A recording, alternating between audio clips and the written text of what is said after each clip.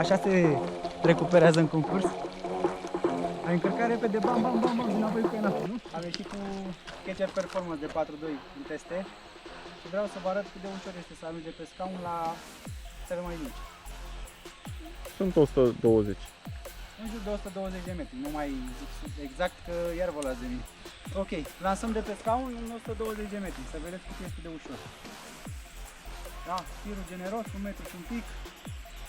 Chiar dacă face un pic de burtă, burta e sănătoasă. Și relansăm. Cu vârful. Hop. A sărit peștele, ai văzut? Da, i-am dat în cap la pește.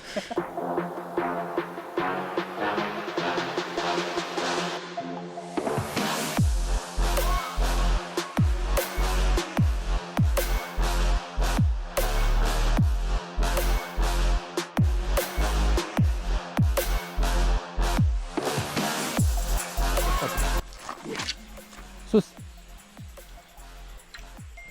Ai văzut?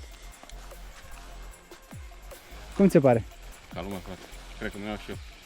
O bună, pentru distanță e ideală.